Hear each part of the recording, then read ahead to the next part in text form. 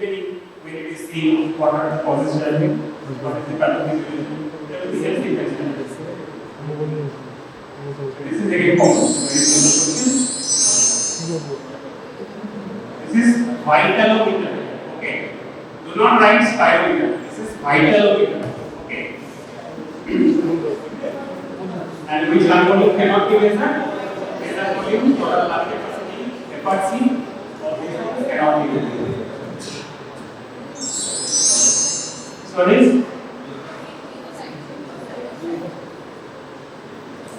lymphocyte or monocyte?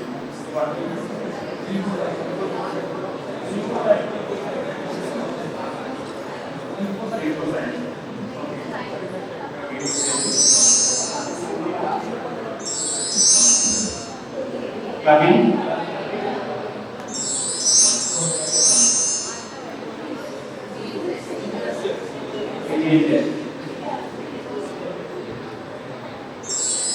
Trachea is control opposite side, opposite to the disease side. Trachea is radiation opposite to the disease side.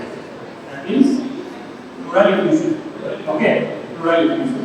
So it is pushing trachea towards the opposite side. This is this case. So how to differentiate? S1, S2. In between S1 and S2 we have systole. So we have two peaks inside systole. Okay, two peaks in systole is pulsus disphagia. Two peaks in systole pulsus disphagia. When a condition where it is in the hypertrophic obstructive cardiomyopathy and AS plus AR. Aortic stenosis plus aortic regurgitation.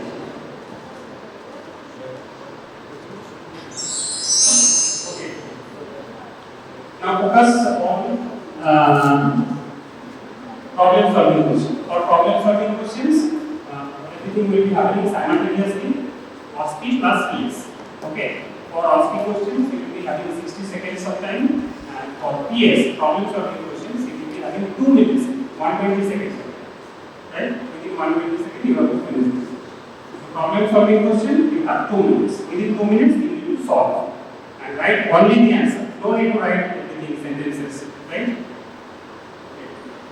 First question, cystometrogram. You know cystometrogram? What is cystometrogram? What is cystometrogram? Above is the cystometrogram of normal individual. Which phase A, B, C or D is supposed to be altered in case of overactive bladder? Okay, so this is normal cystometrogram. You can see. So initial phase is the filling phase. Okay, during the filling phase, your bladder is filled with urine. Okay, and once you sense the fullness, then only we feel the urge for urination. So initially, you see the intravesical pressure or bladder pressure is slightly increased from 0 to 10. Slightly increased. Okay, then your bladder is having high compliance. This is why your bladder is having high compliance. So we get this flaring. So even if your bladder is filling, there is no increment in intravesical pressure. Right? So this is phase B. Phase B is plateau phase. During this plateau phase, your bladder is filled with urine, but there is no increase, no further increment in intravesical pressure. Right? This is phase B, and this phase B is compromised in overactive bladder. So normally, a normal healthy individual slightly varies in females, male to female. So on an average, at around 400 ml of intravesical volume, we feel urge for urination. Right?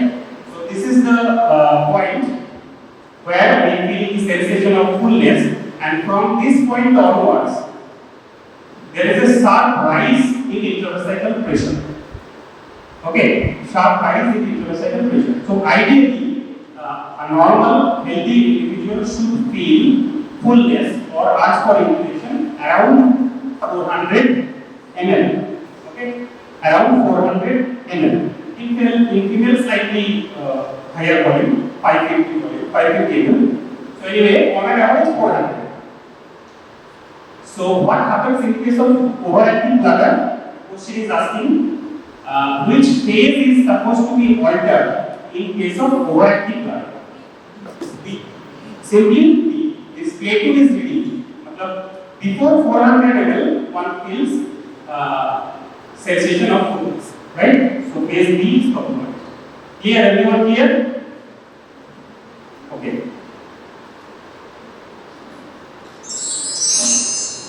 So this is a patient's data. Plasma electric concentration, plasma osmolarity, sodium concentration, urine bilirubin, urine osmolarity, urine sodium concentration, and urine flow. And you need to calculate the GFR. You need to calculate glomerular filtration rate. Okay. So there is some extra data to confuse you. Formula of GFR is bilirubin clearance. GFR is equal to bilirubin clearance. And clearance का formula क्या है? UX for a substance X. UX into V by Px. Okay. So for GFR, as the substance is inhibited, the formula will be U inhibited into V by P inhibited. Okay. So U inhibited is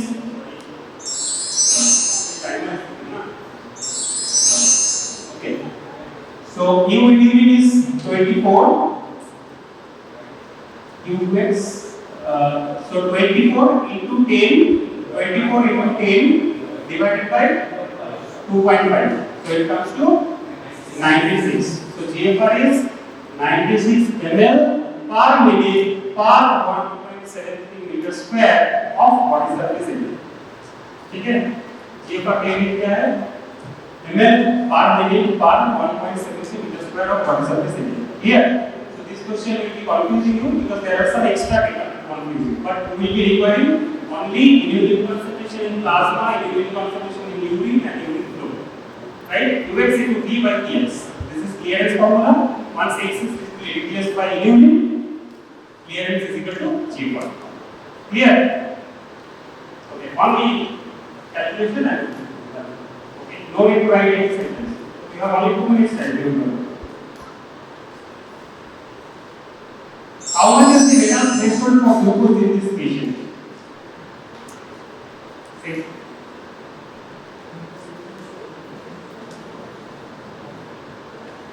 How much is the renal threshold for glucose in this patient?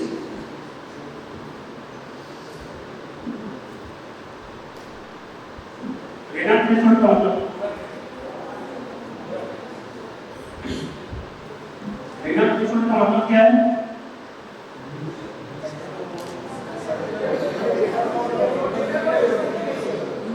It is the plasma glucose concentration at which glucose is just detectable in urine. Okay. In a normal healthy individual, urine is free of glucose. Urine में कोई glucose नहीं रहता. Okay. Now once glucose concentration keeps on increasing in your blood, there is chance that glucose will be excreted in urine. Sorry. Right? So in this card, so this color is amount excreted. So you see before 200 mg per TL, before 200 mg per TL, urine is not coming in urine. This card is for amount excreted. Red card is amount reabsorbed, right? And this one is amount filtered. Okay. So see at 200, say my plasma glucose concentration is 200 mg per TL. Okay. At 200 mg per TL, see amount excreted, amount reabsorbed and amount filtered is equal. Correct? Amount reabsorbed and amount filtered is equal at 200 mg per TL, right? And above 200 mg per TL, above 200 mg per TL, this amount filtered is increasing, then reabsorbed. That means some amount of glucose is being excreted. Correct? So 200 is the threshold, right? 200 is the renal threshold for glucose. Once our blood sugar level increases more than 200 mg per dl, glucose is just detectable in every diabetic patient is having glucose in urine, right? Once glucose is not, blood sugar is not controlled, right? So normally, more than 200 is beyond the capacity of kidney's reabsorption mechanism, right? At 200 mg per dl, filtration equal to reabsorption. ठीक है, जितना glucose filter हो गया उतना ही reabsorption हो गया at 200, ठीक है? And beyond 200, say my blood glucose level is 250, right? And kidney's capacity is 200 reabsorption. So remaining 50 will be excreted, right? So this is the threshold point. How much is the renal threshold for glucose in this patient? Okay. So we may change the graph, right? So here it is 200. That doesn't mean the question you will be facing in the examination. Again 200. So see the graph carefully, then answer, right? In this patient it is 200. In a different patient it may vary. Maybe 190, maybe 180, right? Maybe 210, 220. Okay? Clear everyone? Okay, in the laboratory experiment, renal different arteriole are stimulated, different arteriole. Renal different arteriole are stimulated to constrict and then glomerular starting forces are measured. The values are reported as follows. Based on this data, what is the glomerular weight filtration pressure? Simple. Everyone can do it, I guess. Capillary hydrostatic pressure 65. Okay? Capillary oncotic pressure 65 minus 28. 65. Yes. Here everyone simply apply Starling's formula, filtration pressure formula, and you will get the answer. I guess the answer is 17, something like that. 17, right?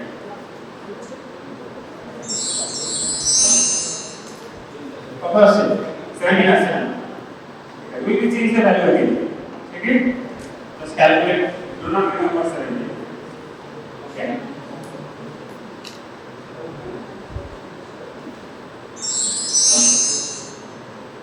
If a patient inhales 2.5 liters of room air and goes spray and his lung transmural pressure increases from 5 cm of H2O at the beginning of inspiration to 8 cm of H2O while he holds his breath, what is his lung compliance? Simple. Compliance का formula क्या है?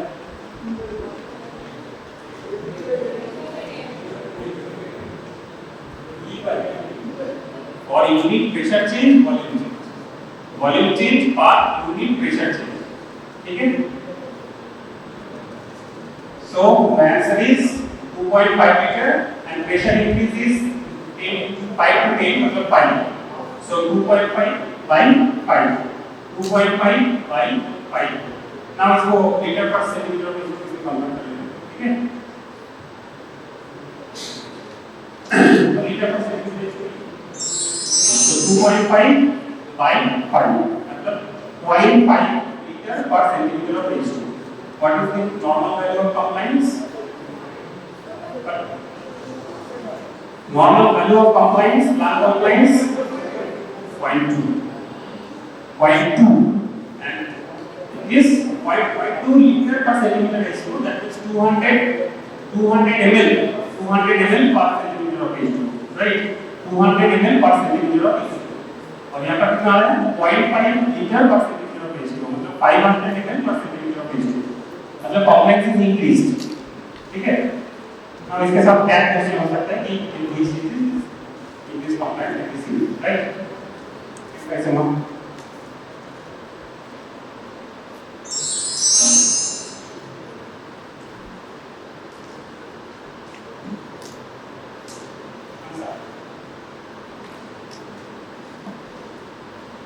The figure shows brachial artery pulse pressure during one cardiac cycle. At which of the following times labeled as A to E is left ventricular coronary blood flow highest.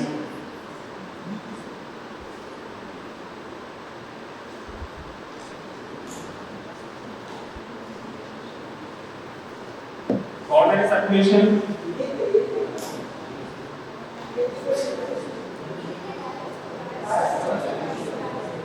At the beginning of diastole. So the point of beginning of diastole is C. Okay. So at the beginning of diastole, left ventricular coronary, as you know from coronary circulation idea, that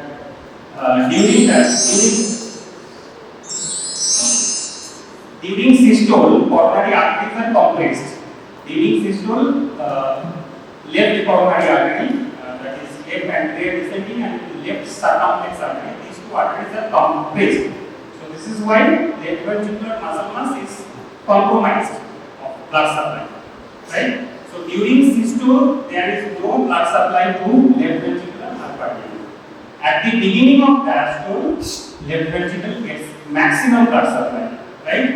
So at the beginning of diastole means point C is the beginning of diastole. So at C is the point where left ventricular coronary blood flow is highest. Okay? Because of two reasons. One is reactive hyperemia, and another reason is that compression effect is gone. Right? Okay. In examination, we will mark this A to C systole, beyond C is diastole. We will mark so that you can easily identify. This figure represents the pressure changes in the jugular vein during a single cardiac cycle.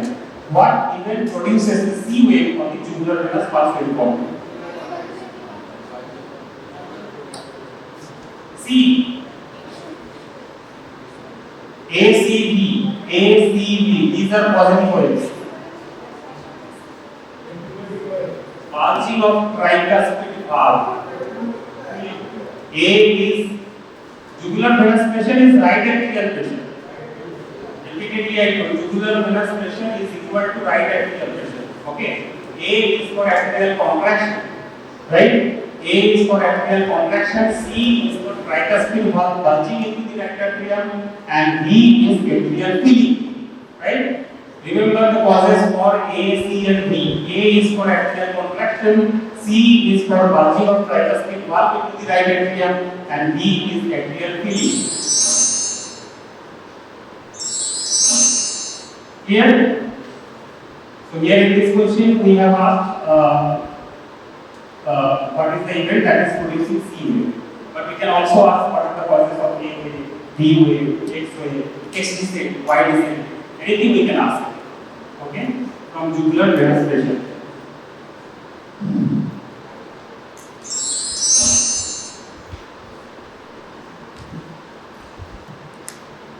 Okay, so normal electrocardiogram trace you can see on left hand side, normal electrocardiogram, normal ECG, and a normal recording of one ventricular action potential.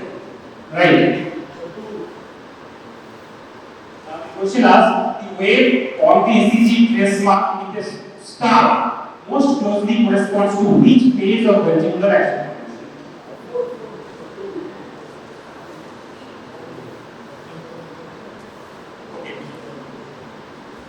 Ventricular action potential and ECG. What is the difference?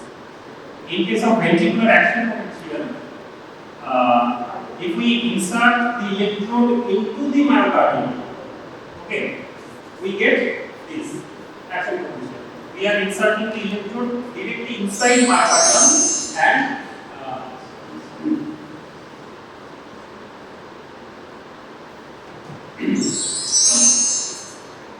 electrode is inserted directly into the myocardium, and myocardium is the same, so one electrode inside the cell, another electrode outside the cell.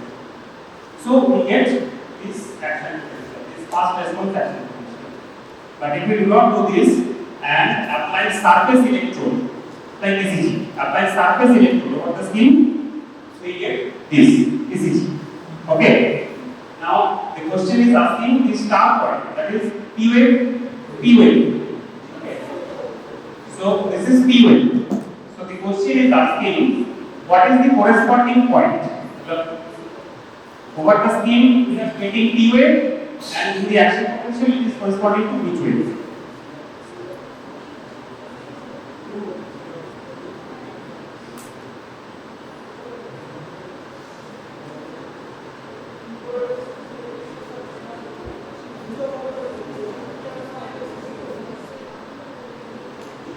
This is ventricular action potential. It corresponds to ventricular action potential corresponds to QRS complex. There is no relation with P. This action potential does not show atrial event. Okay? So there is no such point which corresponds to Q wave in ventricular action potential. Okay, so this ventricular action potential corresponds to QRST complex. So it will be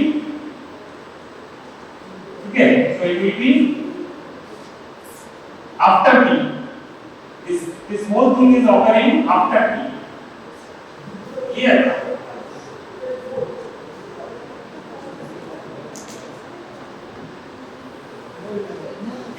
Answer is this is ventricular event, right? And this is atrial event. Okay. Okay, you want to support E wave में तो लोगों ने actually correspond करा biggest standard. CD biggest standard. ठीक है sir, biggest standard देखते हैं 8 of theta A. ठीक है sir. 8 of total ventricular event and QRS is ventricular. ठीक है. अब यहाँ पे this is the recording of one ventricular action potential. Okay. बोलिए atrial monocytic action potential. बोलिए atrial monocytic action potential बोला जाता है. ठीक है सर. এটা বলা আছে ventricular action potential. ठीक है. P wave को এই ডিউরেশনটা বাইরে থাকে. ঠিক আছে. এই ডিউরেশনটা এটা अराउंड 250 to 300 মিলিসেকেন্ড হয়. এই ডিউরেশনের পুরো বাইরে থাকে P wave. ঠিক আছে. বেসিক্যালি আমরা যে এসিটা পাই সেটা ventricular action potential, atrial action potential সব কম্বাইন করে একটা রেজাল্টেন্ট সারফেস ওয়েভ. ঠিক আছে. হ্যাঁ, এবার স্টার মার্কসটা যদি আমি সে স্টার মার্কটা যদি আমি ইভেন্ট দিতাম আর এর নাম্বার দিতাম তাহলে কি आंसर হবে?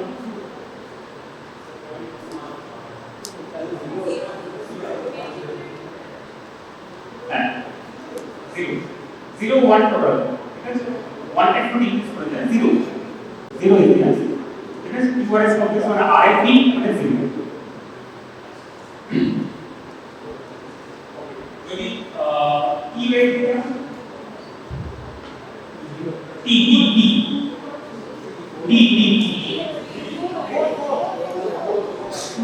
টু হচ্ছে isolating point.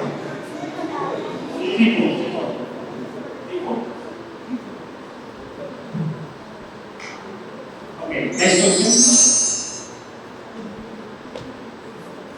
Which limb lead will produce most positive QRS complex for the electrical filter depicted in the picture? She is asking which limb lead will produce most positive QRS complex for the electrical filter. If we are now.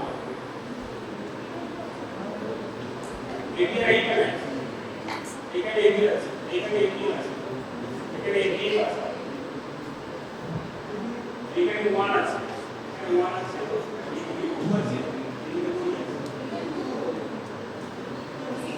Simply to.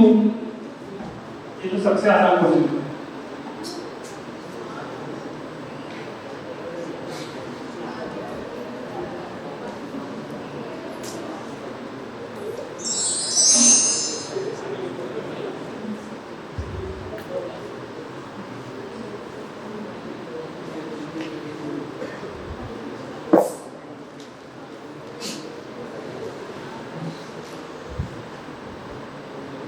Correct?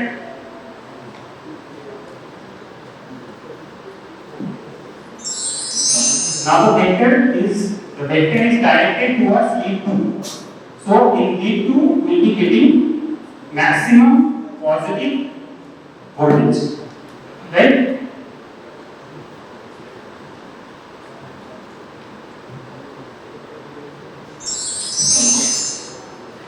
Calculate pulmonary vascular resistance. Resistance is equal to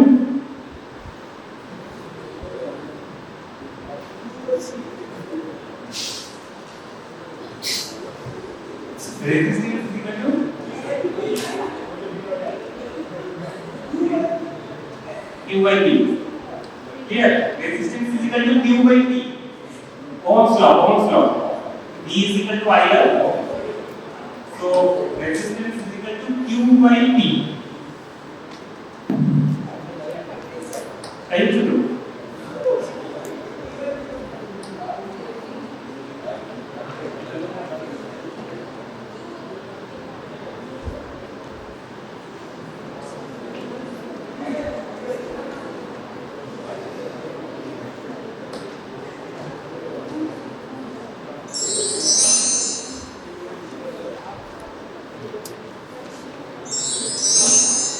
So pulmonary circulation कहाँ से start होता है?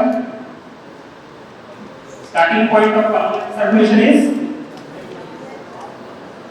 pulmonary artery.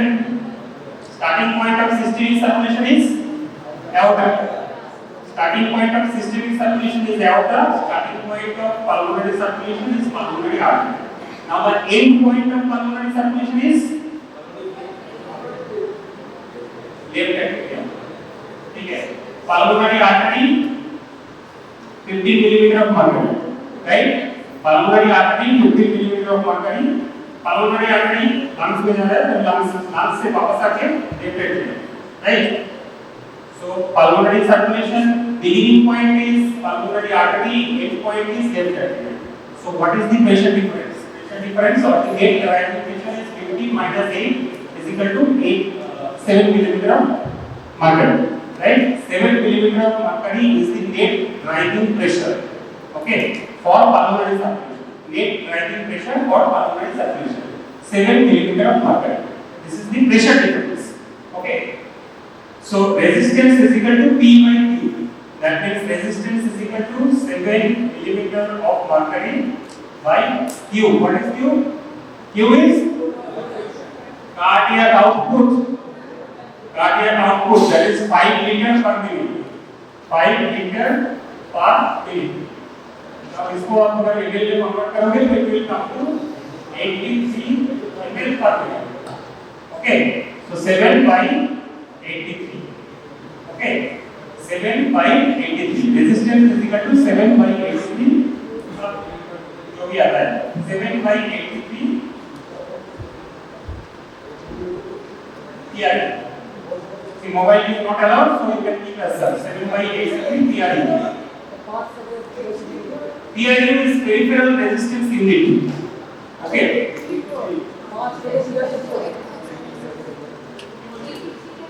83 is equal to 5 liter per minute is the cardiac output. 5 liter per minute. ठीक है sir? 5 liter per minute to the wire, the rate of 83 ml. 83 ml per second. ठीक है sir? 83 ml per second. 5 liter per minute equal to 83 for exactly 5 liter per minute बोले 80 ml per second आता है. ठीक है sir? So cardiac output is 83 ml per second. Both side is 83. Both side is 5 liter. If you write that and if you look at both side, cardiac output is 5 liter per minute or 83 ml per second. Right? Okay. So resistance is equal to pressure by flow. Pressure difference of del P by flow. Resistance is equal to del P by flow. Now del P, they have already calculated it is 15 minus 8 in the pulmonary circulation. Okay. Now pulmonary circulation is a low resistance circuit. Right? Pulmonary circulation is low resistance circuit where the resistance is only 7 by 83 TRE. 7 by 83 peripheral resistance unit. Right? And systemic circulation is a high resistance circuit. This is similar to this for systemic circuit. Same question for systemic circulation. Now beginning point of systemic circulation is the aorta and the end point of systemic circulation is the right atrium. Okay? Right atrium. Right atrial pressure or right atrial pressure is equal to jugular transmission. So average right atrial pressure 2 and aortic pressure 95. So net driving pressure is 93, right? Net driving pressure is 93. So here for systemic circulation, R pulmonary or resistance in the pulmonary circuit is 7 by 83. Now RSIS or systemic circulation resistance is 93 divided by 83 here. Correct? So you can see that systemic circulation resistance is quite higher than the pulmonary circulation. In systemic circulation 93 by 83, that means evidently it is more than 1. Right? Systemic circulation resistance is more than 1 pm. Okay. Now next question.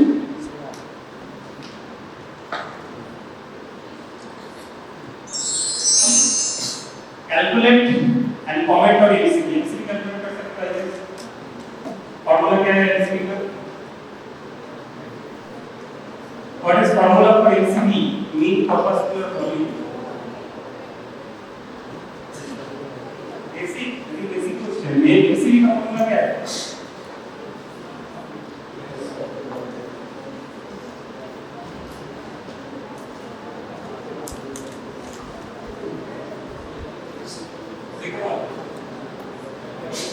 देखिए वो formula कैसे बोलो सी formula की haematocrit by RBC count into K ऐसा है नहीं haematocrit by RBC count है वो देखो बोला कि haematocrit by RBC count into K right okay এখানে কি এক্সট্রা ডেটা দেওয়া আছে তাহলে আমরা লাগতে হচ্ছে hematocrit 31% hematocrit by RBC into K. Then you will get the MCV mean corpuscular volume in the unit of hectoliter. Right? So we will be requiring hematocrit and RBC count. Okay? Okay, so you might be asked to calculate mean corpuscular volume. You might be asked to calculate MCH or mean corpuscular hemoglobin and also MCHC or mean corpuscular hemoglobin concentration. So remember formula for all these parameters, how to calculate MCV, how to calculate MCH and MCHC, what are their normal values and relative. Okay? Very important.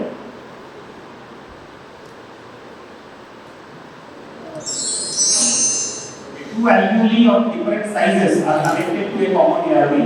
If the surface tension is same in both the alveoli, the pressure produced by the surface tension will be higher in which alveolus and in which direction air will flow between the alveoli.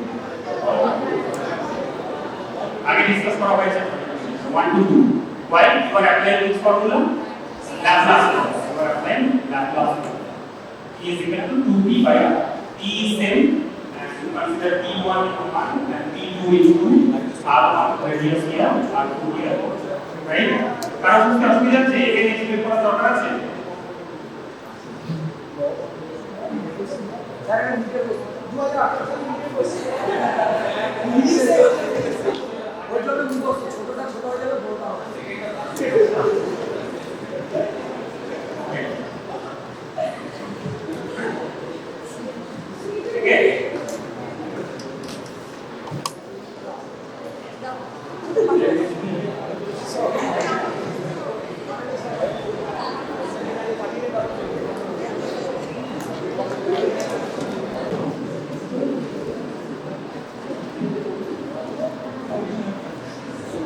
So muscle action potential, right? Muscle action potential is this. This is action potential, right?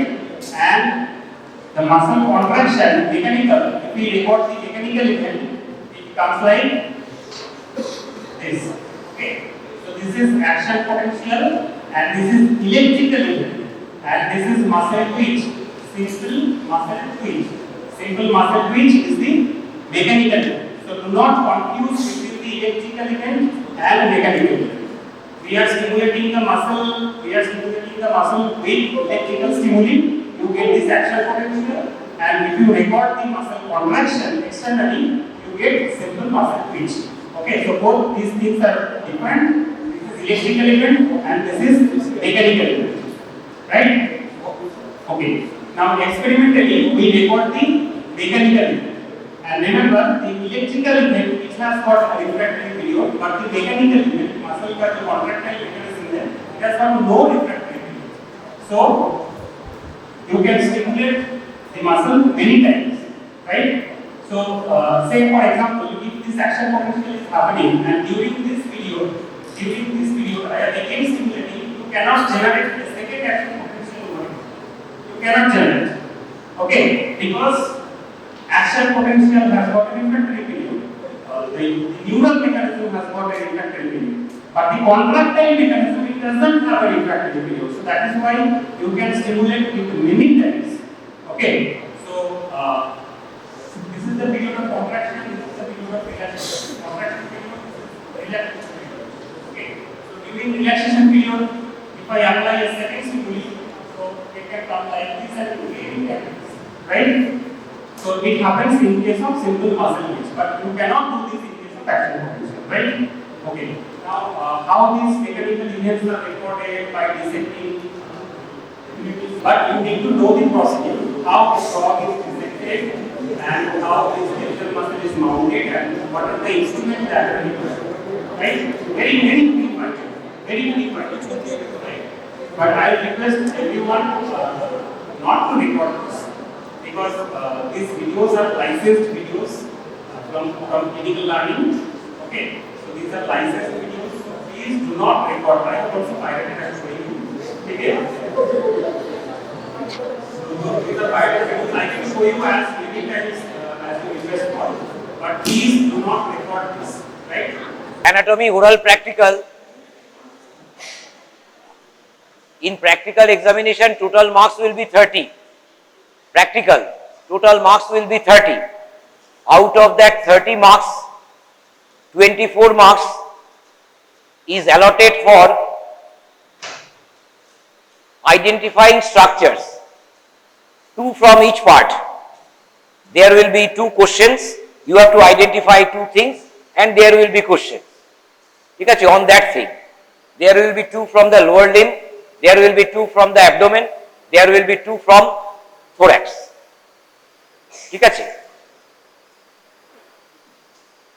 Regarding the structures that you will be asked to identify, obviously in lower limb there will be vessels, there will be nerves in each and every segment, there will be muscles. So out of all the muscles, nerves and vessels that we find in the lower limb, 2 will be selected each day. There will be obviously 3 sets of questions. For 10th there will be a set, for 11th there will be another set, and for 12th there will be another set. There are so many muscles, vessels and nerves are there in the lower limb, but only there will be 2 things that you have to identify. Tar mane puro laker byapar ache. Tar mane you have to read everything. ঠিক আছে? You have to read everything. You have to read about all the nerves, how to identify the thing. How to identify the nerves, important nerves, how to identify the important vessels, how to identify the important muscles. That will be the first job. Unless you can identify, answering will not be possible and you will get no marks. If your identification is incorrect, whatever you are writing, that will do no good. Identification is a must. So for that thing, I will urge you, just seeing the body will not help. Today, if Subromoy and Srijit sir, ওরা যদি দুজন আসে, in all probability they will come. If they come, you will have a chance to see the body. But just seeing the body from different sides will not help. Say for instance, the teacher is on the right side and the structure is in the right lower limb. The teacher will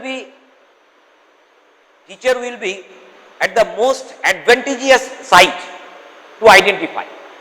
তুমি দাঁড়িয়ে আছো টেবিলের ওদিকে, তুমি দাঁড়িয়ে আছো head end of the টেবিলে, তুমি দাঁড়িয়ে আছো টেল এন্ড অফ দ্য টেবিলে, ইট উইল নট হেল্প। বুঝেছো? তাহলে what will help you? I will urge you to see the atlas. In library there are so many atlases. ঠিক আছে? Atlases will depict each and every part of limbs, of abdomen and thorax. Just see the atlases. Atlas যদি তুমি দেখো, you can readily identify. কারণ তোমার একটা first hand experience আছে, how it looks in the body. যদি আজকে দেখো, দেখতে পারো, আমার কোনো আপত্তি নেই, ঠিক আছে, but that will not be of much help. Just seeing the body once, you have to go through the atlas. কাজে সময় বের করে see the atlas, read books at your hostel room, কিন্তু তুমি লাইব্রেরিতে গিয়ে see the atlas. Without seeing the atlas, it will not be possible for you to identify the structures in the lower limb, in the abdomen or in the thorax. ঠিক আছে? In abdomen obviously there will be no organs. Organs are removed. বুঝতেই পারছো, কাজে organs তোমাকে আমি identify কিন্তু করতে দেব না। Usually in the exam abdomen thorax মানে এই যে দুটো জায়গা আছে, ট্রাঙ্কে কিন্তু আমরা অর্গান আইডেন্টিফাই করতে দিই না। তাহলে what will be you will be asked to identify? Obviously the vessels and the nerves. In abdomen for this exam there might be a question from within the pelvic cavity involving a few organs. এটা আমি তোমাকে একটা lead দিয়ে দিলাম। There might be a few organs within the pelvic cavity in the female cadaver that you might be asked to identify, and then you have to answer questions related to that thing. ঠিক আছে? কিন্তু usually পরীক্ষায় কিন্তু abdomen thorax থেকে আমরা organ identify করতে দিই না।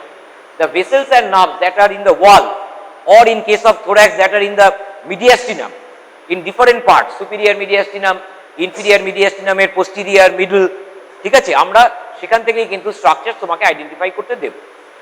তাহলে for identification and related questions there will be 24 marks. ঠিক আছে? There will be 6 questions. You have to identify and write within 2 minutes. ঠিক আছে? 2 মিনিট পর পর বেল বাজবে, তোমাকে সরে যেতে হবে। ঠিক আছে? তাহলে total 12 minutes. We will allow a few more minutes, say for instance 13-14 minutes for writing. ঠিক আছে? কিন্তু from the table you have to move, every 2 minutes you have to move to the next table. ঠিক আছে? তাহলে 24 marks will be for identification and answering related question. 6 questions will be there, 6 structures will be there, 2 from each part. Holo? Next, after identifying and writing all those things in a sheet, answer sheet, you have to move on to surface anatomy. There will be 2 teachers taking surface anatomy. You will be asked to draw a point and a line. Marks allotted will be only 4. For pointing the point, for marking the point, there will be 1 marks. For drawing the line, there will be 3 marks. Then you have to move on to the radiology table. Some teachers will be there. They will be asking you questions from radiological anatomy involving the lower limb. Lower limb radiological anatomy মানে bones. ঠিক আছে? Bones and joints. Bones and joints ছাড়া তো আর কিছু দেখা যায় না। Radio opaque structures আর bones and the intervening joints. Joint space তুমি দেখতে পাবে। You cannot see the ligament. Connective tissue তো there will be no shadow cast by the connective tissue element. কাজে ligaments দেখা যাবে না। Only you can find the joint space. You might be asked to identify the joint between the lower end of femur and the upper end of tibia. The joint is obviously knee joint. Then the examiner might ask you some questions related to knee joint. ঠিক আছে? You may be asked to name a few intra-articular ligaments. Cruciate ligaments বলবে, বাড়ি চলে যাবে। বেশি কিছু জিজ্ঞেস তো করবে না, কারণ only 2 marks will be there. তাহলে রেডিওলজিক্যাল অ্যানাটমিতে there will be 2 marks. তাহলে টোটাল 30 marks. তাহলে এই 30 মার্কসের এক্সাম দিয়ে তুমি বেরিয়ে যাবে। ঠিক আছে? ফার্স্ট হাফ পরীক্ষা হয়ে যাবে। সেকেন্ড হাফে there will be ভাইবা। ঠিক আছে? In the second half there will be viva. There will be 2 tables involving bones and there will be 2 tables involving the organs. ঠিক আছে, এবার questions will be free wheeling, যে teacher আছে তার যা মনে চায় তোমাকে জিজ্ঞেস করবে, বুঝেছো? এটা it entirely depends upon the teacher, পুরোপুরি subjective. Obviously there will be objectivity, মানে টিচার তো নিশ্চয়ই আকাশ থেকে বারকোড কোশ্চেন নিয়ে আসবে না, ঠিক আছে? দেয়ার উইল বি অবজেক্টিভিটি, হ্যাঁ, but Shantanu sir will be in a table. Shantanu sir will ask questions as per his psyche, as per his whim, ঠিক আছে?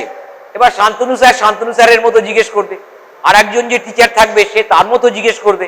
The language will differ. Shantanu স্যারের language একরকম হবে, আর একজন টিচারের ল্যাঙ্গুয়েজ আর একরকম হবে।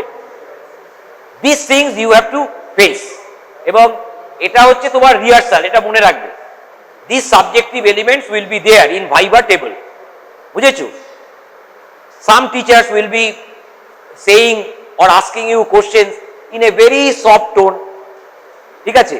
তুমি হয়তো শুনতেই পাচ্ছ না, তখন তোমাকে বলতে হবে স্যার আমি শুনতে পাচ্ছি না, I cannot hear sir, a louder please, ঠিক আছে? হলো? অনেক টিচার আছে আবার খুব বেশি জোরে বলে ফেলবে হয়তো, হ্যাঁ। এই হচ্ছে মজা, মানে ভাইবা টেবিলটায় কিন্তু অনেক সাবজেক্টিভ এলিমেন্টস থাকবে। তারপর নম্বর দেওয়ার ব্যাপারেও টিচার বুঝতেই পারছো, ও তো তার মতো নম্বর দেবে। যে চেপে নম্বর দেয় সে চেপে নম্বর দেবে, যে বেশি নম্বর দেয় সে বেশি নম্বর দেবে, কাজে কিছু করার নেই, বুঝেছো? All this things will be there. তাহলে ভাইবায় there will be 20 marks, 10 marks bones, 10 marks viscera, ঠিক আছে? 10 marks bones, there will be 2 tables. In a table there will be bones of the lower limb, in another table there will be bones of the axial skeleton. That means vertebral column, sternum, ribs. মানে যা হয়েছে, cervical vertebrae will not be there, thoracic vertebrae, lumbar vertebrae, sacrum, coccyx, sternum, ribs, ঠিক আছে? দুটো table থাকবে। Viscera there will be 2 tables.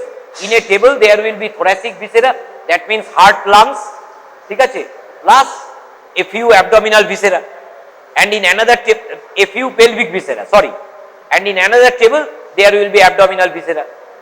Abdominal viscera মানে namely liver, spleen, duodenum, pancreas, a few segments of colon, a few segments of small gut, that includes kidneys, obviously kidneys are there, ঠিক আছে? These are the organs, abdominal organs. Questions will be there from the abdominal organs as well, ঠিক আছে? Related to the abdominal organs, remember in viva table, related to the organs, examiner will ask you special embryology questions, ঠিক আছে?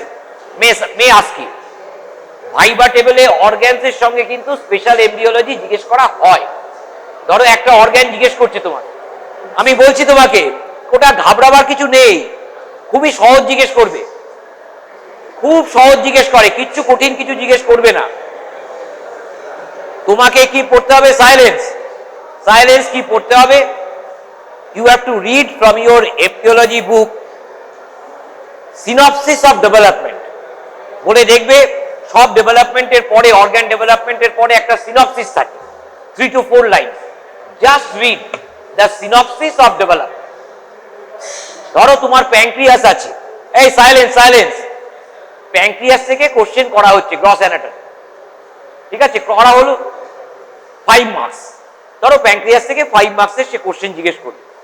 4 marks will be for gross anatomy or 3 marks will be for gross anatomy, it depends upon the teacher, ঠিক আছে? I will not dictate anything, I will ask the teachers, যে ask the students a few questions from special embryology, ঠিক আছে? He may ask you just name the primordia of pancreas, from which the pancreas develops. What you have to say? Pancreas is dual in development, there are 2 diverticuli, ventral and dorsal pancreatic diverticuli, ঠিক আছে? What type of tissue is there in this diverticuli? Endodermal, obviously endodermal. Pancreas is a gland associated with the GI tract, তাহলে ventral and dorsal pancreatic diverticuli, these are endodermal. তাহলে একবারে বলে দাও, ventral and dorsal endodermal pancreatic diverticulum. তুমি তোমার বইয়ের synopsis দেখবে, সিনপসিসে লেখা আছে। অথবা তোমাকে ধরো ঘুরিয়ে জিজ্ঞেস করলো, how can you explain the two duct systems in pancreas? Pancreas has got an accessory pancreatic duct and a main pancreatic duct. How one can explain? The answer is very simple. Pancreas develops from two sources. There are two diverticuli. Each of the diverticulum will have a duct of its own. That's why we are finding two ducts. বুঝেছো? In this way, a few questions will be asked. There will be no questions related to the heart. Heart e to amra পড়াইনি embryology. কাজে heart and the great vessels, no questions will be asked. Lungs, no questions will be asked. পড়ানো হয়নি। কাজে thoracic viscera কোনো প্রশ্ন নেই। abdominal viscera, pelvic viscera জিজ্ঞেস করা হবে। কারণ pelvic viscera ইউটেরাস, টিউবস সব পড়ানো হয়েছে। abdominal viscera কিডনি পড়ানো হয়েছে, ইউরেটার পড়ানো হয়েছে, ব্লাডার পড়ানো হয়েছে, এভরিথিং। ব্লাডার তোমাকে গ্রস অ্যানাটমি জিজ্ঞেস করছে, ধরো সে for instance bladder gross anatomy জিজ্ঞেস করছে। You will be asked to show the trigone, you will be asked to show the internal trigone. ঠিক আছে, ইন্টারনাল ট্রাইগোনের ইম্পর্টেন্ট ল্যান্ডমার্কস আর ফিচার্স তোমাকে জিজ্ঞেস করবে। তারপর ইন্টারনাল ট্রাইগোনের ডেভেলপমেন্ট অবশ্যই জিজ্ঞেস করতে পারে, জানতেই হবে ইন্টারনাল ট্রাইগোনের ডেভেলপমেন্ট। বুঝেছো? কাজেই synopsis of development of every organ, abdominal and pelvic organ synopsis, just দুটো তিনটে লাইন করে এমব্রিওলজি বইতে লেখা আছে, ওইটা পড়তে হবে। এখন যে দিনগুলো আছে পড়ে ফেলো ওগুলো। ঠিক আছে? আচ্ছা, এইবার নেক্সট হচ্ছে কথা, প্র্যাকটিক্যাল নিয়ে বেশি কথা বলার নেই। প্র্যাকটিক্যালি খুব বেশি ডিফিকাল্ট কোশ্চেন থাকবে না আইডেন্টিফিকেশনের সঙ্গে। More important is identifying the structure. ঠিক আছে, এবার ভাইবা টেবল নিয়ে আমি তোমাকে বলি। Regarding bones, viva table, bones viva টেবলে you tell me, can you tell me what are the different types of epiphysis, or how you will define an epiphysis? Epiphysis কি করে ডিফাইন করা হয় বলো? এই যে একটা টার্ম আছে না এপিফাইসিস, এপিফাইসিস বলে একটা টার্ম আছে। এপিফাইসিস জিজ্ঞেস করা হবে বোনস টেবিলে, জেনারেল অ্যানাটমি জিজ্ঞেস করা হয় বোনস টেবিলে। তোমাকে জিজ্ঞেস করবে বোনস টেবিল আছে, রেডিওলজিতে জিজ্ঞেস করবে। রেডিওলজি আমরা প্লেটস এই অয়ন চক্রবর্তীকে বলেছি দিয়ে দেবে, অ্যাডোলেসেন্ট ইয়ার্স এর প্লেটস আমাকে 3 দিনের মধ্যে দিয়ে দেবে বলেছে। কাজেই ওখানে থাকবে। তাহলে epiphysis define, what is an epiphysis?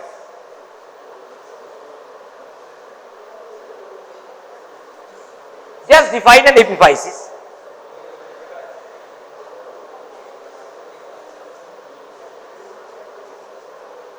The main element, আমি লং বোনের কথা বলছি। ধর তোমার long bones are more important in both the limbs.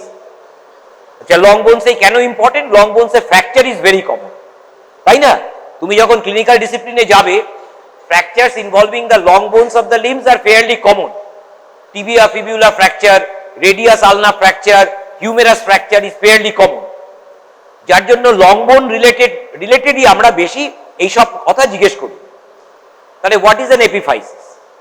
Epiphysis, the main element of a বোনটা কি? লং বোনের ক্ষেত্রে মেইন এলিমেন্টটার নাম বল। The element that develops from the primary centre, the main element that develops from the primary centre. ধরো আমি তোমাকে একটা বোন বলছি in its simplest form, a long bone in its simplest form. একটা long bone in its simplest form এই আছে, এই আছে একটা লং বোন। ঠিক আছে, এই লং বোনটার মেন এলিমেন্টটা কি? হ্যাঁ বলো। হ্যাঁ, diaphysis. Diaphysis is the main element from which the shaft grows and develops. From which the shaft grows and develops. তাহলে obviously the diaphysial element is this element. This is the diaphysial element. Why this is being called as the primary element? Because this element develops from the primary center of ossification. বুঝেছো? Bone formation first begins in the middle of the future shaft. বুঝেছো? তাহলে primary centre of অসিফিকেশনটা এইরকম জায়গাতেই আমরা দেখতে পাবো। Initially primary centre of ossification will be here, এইরকম জায়গায় প্রাইমারি সেন্টারটা থাকবে। From here it will grow towards either end, it will grow towards either end, and finally we will find a full grown diaphysis. ঠিক আছে? How long it will grow? How long usually the diaphysis or the shaft grows? Till it completely grows to its destined length. ঠিক আছে? একটা 6 foot লম্বা মানুষের টিবিয়াটা যা size হবে, নিশ্চয়ই আমার তা সাইজ হবে না। আমার মতো একটা বেটের বামনের 5 ফিট 4 ইঞ্চি, তার তো তা হবে না। কিন্তু পিরিয়ড অফ গ্রোথটা কিন্তু ফিক্সড। ওই 6 ফিটই হোক, 6.5 ফিট হোক, 7 ফিট হোক, পিরিয়ড অফ গ্রোথটা কিন্তু ডেফিনিট। তাহলে how long or how much time the diaphysis takes to grow, that is uniform for all the humans. ঠিক আছে? জেন্ডার স্পেসিফিসিটি আছে।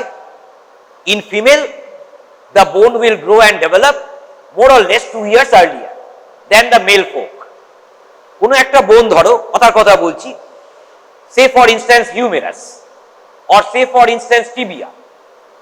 In male folk throughout the world, tibia will grow till the 18th year of life. In male folk. In female folk it will grow till the 16th year. সে একটা Spanish lady হোক আর একটা Indian lady হোক, অথবা একজন আদিবাসী lady like Draupadi মুর্মুই হোক। ঠিক আছে? সকলের ক্ষেত্রে ওই জায়গায় কিন্তু কোনো নেই, কোনো ডিফারেন্স নেই। প্রেসিডেন্টের বোনও যা গ্রো করবে, মোদির বোনও যা গ্রো করবে, আমার বোনও সেই পিরিয়ড ধরেই গ্রো করবে। বুঝেছো? মনে রেখো, প্রেসিডেন্টের সঙ্গে মিলবে, যেহেতু প্রেসিডেন্ট আমাদের এখন ওম্যান, কাজী তার সঙ্গে মিলবে ওদের, আর মোদির সঙ্গে মিলবে আমার। বুঝেছো? কাজী এখানে কিন্তু সব একটা ইউনিফর্মিটি আছে। তাহলে উত্তরটা কি হবে? How long it will grow? It depends upon the bone concern. ঠিক আছে? সাম বোন will grow for 18 years, others will grow for 19, others will grow for 20 years, but more or less by 20th year of life, human skeleton, more or less most of the bones in the human skeleton will end or will cease growing after the 20th year of life. 20th year এর পরে কিন্তু আর grow করে না। ঠিক আছে? তাহলে diagnosis হচ্ছে primary centre থেকে বলি। ঠিক আছে? It is the main element, primary centre. তুমি প্রাইমারি স্কুল দিয়েই তো শুরু করেছো, তুমি তো জাম্প করে এখানে আসোনি এমবিবিএস পড়তে। জন্মাবার পর এমবিবিএস এ নিয়ে এলো সায়নকে, যে এমবিবিএস এ নিয়ে এলাম ছেলেকে, তা তো হবে না। তাহলে প্রাইমারি দিয়ে শুরু করতে হবে। Primary, secondary, senior secondary, higher secondary করে করে তুমি এখন এসছো। তাহলে primary centre of ossification is the first thing, diaphysis. The bone ends, they sit upon the diaphysis. Therefore bone ends are being called as the epiphysis. ঠিক আছে? তাহলে এই যে দুটো এন্ড আমরা দেখতে পাচ্ছি, এই দুটো এন্ডকে আমরা বলবো এপিফাইসিস, এদেরকে আমরা বলবো এপিফাইসিস। ঠিক আছে? Usually epiphysis denotes ends of the long bones. Epiphysis denotes ends of the long bones. আচ্ছা, এটা বললে কি এক্সামিনার খুব খুশি হবে? খানিকটা খুশি হবে, কিন্তু পুরোপুরি হবে না। কমপ্লিট ডেফিনেশন কি? Structurally epiphysis denotes the ends of the long bones, but truly how an epiphysis has to be defined? Epiphysis is that part of a bone that grows from secondary center of ossification. বুঝেছো? তাহলে এপিফাইসিসের যে সেন্টারটা আছে, that will appear after the primary center. ঠিক আছে? Primary centre appear করবার অনেক দিন পরে অ্যাপিয়ার করে। প্রাইমারি সেন্টার ডায়াফিসিসের usually in the limb bones কবে অ্যাপিয়ার করে? More or less by the 8th week of intrauterine life. এমব্রিওটার বয়স যখন মাত্র 2 মাস, by the 8th week of intrauterine life, most of the primary centers will be appearing in the limb bones. But secondary centers, usually they appear after birth, only after birth, postnatally. বাচ্চা মায়ের কোলে এলো, তারপরে secondary centre appear করবে, তার আগে কিন্তু appear করবে না, কার্টেজিনাস থাকবে। Only 2 exceptions are there. Name the 2 exceptions.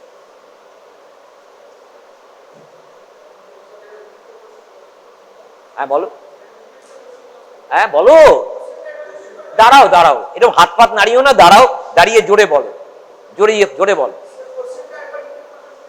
কোশ্চেনটা বলছি যে usually secondary centres everywhere throughout the human skeleton, secondary centres, the parts of bones, the parts of bones that develop from the secondary centers are called as epiphysis. আমি বলে দিলাম, ঠিক আছে? Most of the epiphysis they begin growing, ঠিক আছে, they begin growing after birth. তার মানে secondary centers they usually appear after birth, postnatally. There are only 2 exceptions. এটার মেডিকো লিগাল ইম্পর্টেন্স আছে, কাজে এটা জানতেই হবে। সেটা জানো কি? হ্যাঁ বলো। হ্যাঁ হয়ে গেল, বসো এবার, বসুন ব্রাদার।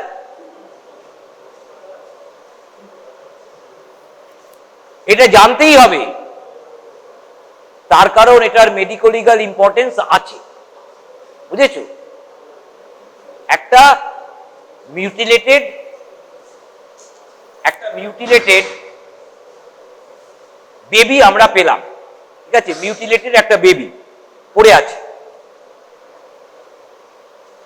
তার আইডেন্টিটি ট্রেস করতে পারছি না, ঠিক আছে, কিন্তু মনে হচ্ছে যে বেবিটা বিফোর বার্থ, ঠিক আছে, অর আফটার বার্থ, ঠিক আছে, after birth, immediately after birth ওকে মেরে ফেলা হয়েছে, বুঝেছো? তখন ওটা যে হোমিসাইডাল ইন নেচার সেটা প্রমাণ করার জন্য ওই বেবিটার আমরা এক্সরে করব, ফরেন্সিক এক্সপার্ট যে আছে সে অ্যাডভাইস করবে, বুঝেছো, করে ডিটারমিন করবে এজ অফ দ্য বেবি, বুঝেছো? তাহলে secondary centres appearing before birth তোমাকে জানতে হবে। তোমার বইয়ে, প্রত্যেকটা অ্যানাটমি বইয়ে লেখা আছে, বুঝেছো, সব অ্যানাটমি বইয়ে লেখা আছে, কিন্তু দুর্ভাগ্যের বিষয় তোমরা কিছুই বলতে পারলে না। বলো, lower end of femur, upper end of tibia. তার মানে যে পার্টটা তোমার হয়েছে, লোয়ার লিম্ব হয়েছে, তো আপার লিম্ব হয়নি। আপার লিম্ব কোনো এপিফিসিস নেই, এপিফাইসিস নেই, যার গ্রোথ শুরু হয় বিফোর বার্থ। লোয়ার লিম্বেই কেবলমাত্র আছে। Lower end of femur, 9th month of intrauterine life, 9th month of intrauterine life appear করে। Upper end of tibia around that time. Lower end of femur, upper end of tibia, ঠিক আছে। Secondary centres appearing before birth. এটা constantly পরীক্ষার টেবিলে কিন্তু যেখানে limb bones থাকবে 3-4 জন ছাত্রের পরপরই কিন্তু জিজ্ঞেস করা হয়। একজন না একজন কাউকে না কাউকে জিজ্ঞেস করবেই ভাইবা টেবিলে, নইলে রেডিওলজিক্যাল অ্যানাটমি টেবিলে জিজ্ঞেস করবে, বুঝেছো? যেখানে এক্সরে প্লেটস থাকবে ওখানে তোমাকে জিজ্ঞেস করা হবে যে name a few secondary centres that appear before birth. Only 2 are there, lower end of femur, upper end of tibia, জানতে হবে, ঠিক আছে। তাহলে এই যে জায়গাটা আছে, এই দুটো জায়গা, ধরো এটা একটা লং বোন, এই দুটো জায়গা সেকেন্ডারি সেন্টার থেকে অ্যাপিয়ার করবে। আমি সেকেন্ডারি সেন্টারটা এরকম দেখাচ্ছি, ধরো this is the secondary centre, this is the secondary centre from which this parts of the this ends of the long bones will grow. Now how many secondary centres we use to find, যে বোনসগুলো তোমার হয়েছে ধরো for the femur, ঠিক আছে, একটা ফুল grown femur, তার তো আপার এন্ডটা ওরকম থাকবে না। Initially the upper end will be like this, একটা ফিমার ধরো second month of intrauterine life or 10th week of intrauterine life একটা ফিমার কিন্তু দেখতে এরকমই হবে। তারপর দ্য কার্টিলেজিনাস ফিমার, এই যে কার্টিলেজিনাস ফিমারটা আছে, ধরো এই এন্ডগুলো এখনো কার্টিলেজিনাস, এই এন্ডগুলো কার্টিলেজিনাসই আছে, it will obviously change its shape, it will obviously change its shape। তাহলে for the femur upper end how many secondary centers will be appearing? ফিমারের জন্য কটা সেকেন্ডারি সেন্টার্স পাওয়া যায় বলো তো দেখি। ফিমারটা আমি দেখাচ্ছি, ফিমারের আপার এন্ডটা, ফিমারের আপার এন্ডটা দেখতে কিরকম? ফিমারের আপার এন্ডটা দেখতে এইরকম, এটা হেড, এটা নেক, গ্রেটার ট্রোক্যান্টার, এই নেক, এই লেসার ট্রোক্যান্টার, এটা শ্যাফট, এটা শ্যাফট, এটা শ্যাফট, এটা শ্যাফট।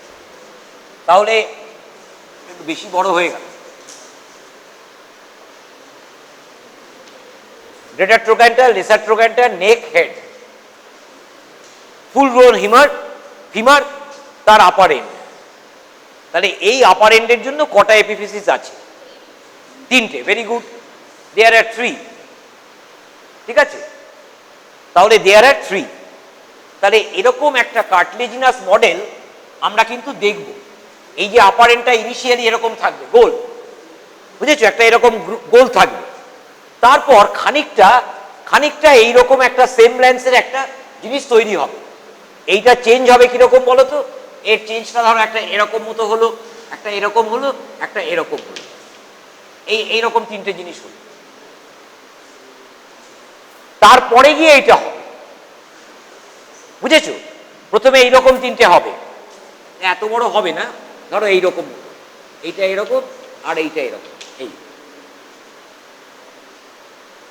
তারপরে এইটা পাবো। তাহলে ফিমার আপার এন্ডের জন্য বলেছে, কারেক্টলি বলেছে যে দেয়ার উইল বি 3 এপিফাইসিস। ঠিক আছে, দ্য 3 এপিফাইসিস, এপিফাইসিস যখন প্লুরাল তখন তার বানানটা কি? এপিফাইসিস যখন সিঙ্গুলার SIS, যখন প্লুরাল তখন SES। বুঝেছো, এইটা সুবিধে আছে।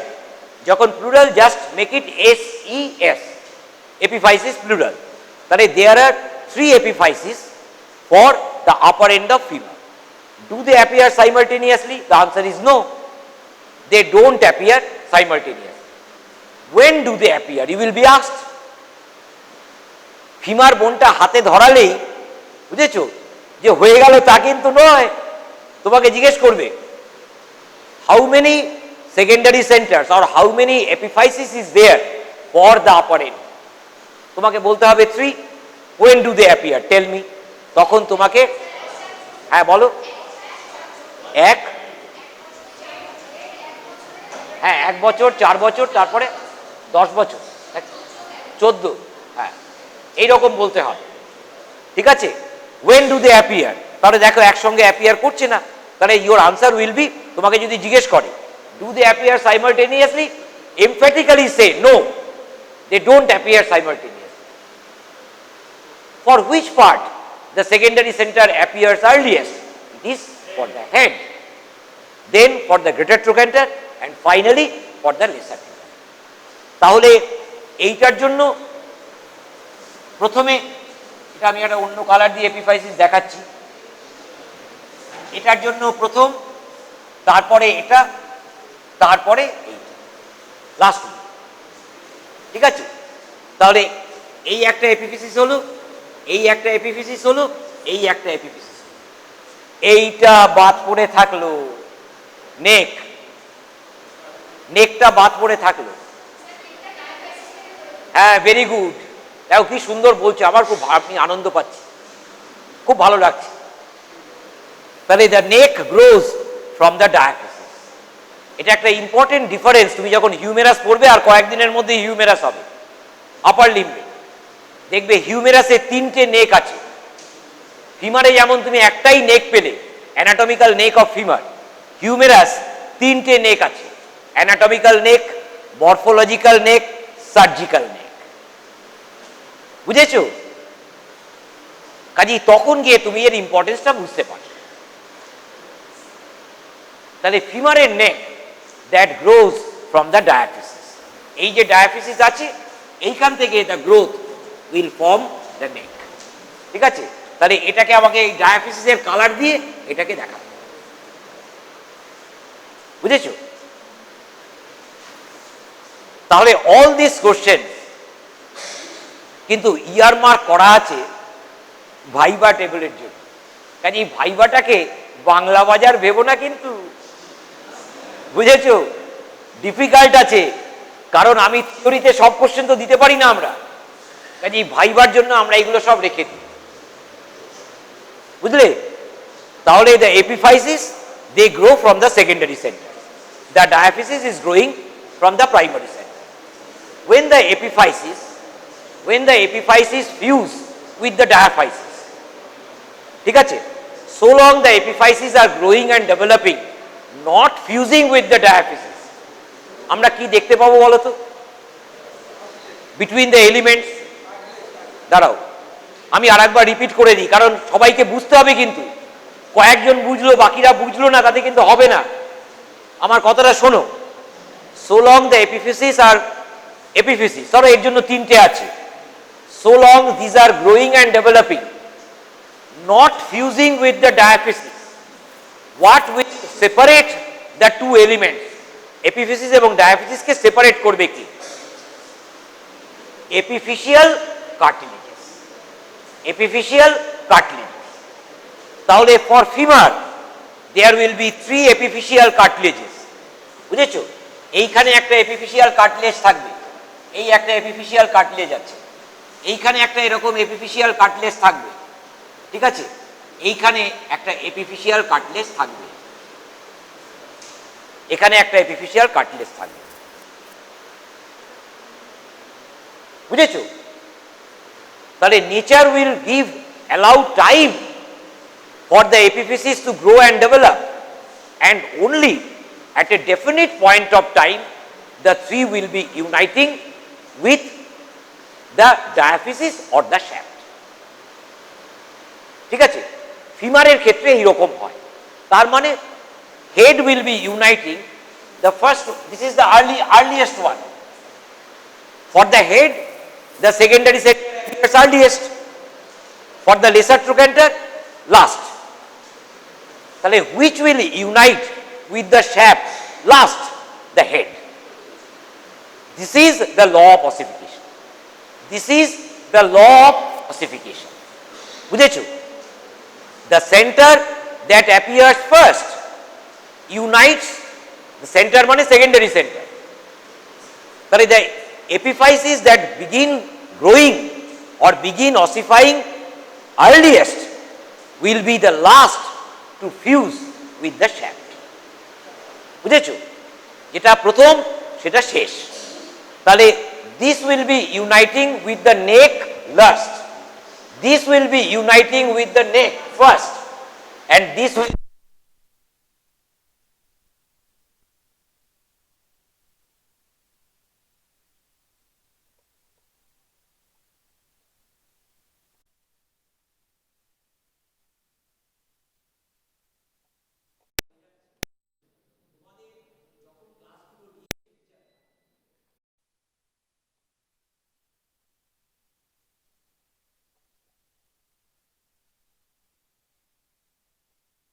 ইম্পর্টেন্সটা কত, আর টিচারও সেটাকে অতটা স্ট্রেস হয়তো দেয়নি।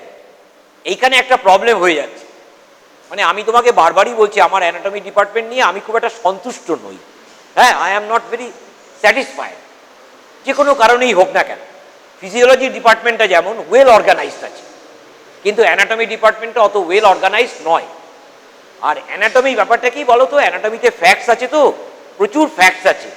এবার there are areas where the teacher has to stress, এবার এই স্ট্রেস হয়তো টিচার দিচ্ছে, তুমি তখন হয়তো শোনোনি, অথবা টিচার হয়তো দিচ্ছে না, I do not know what is happening,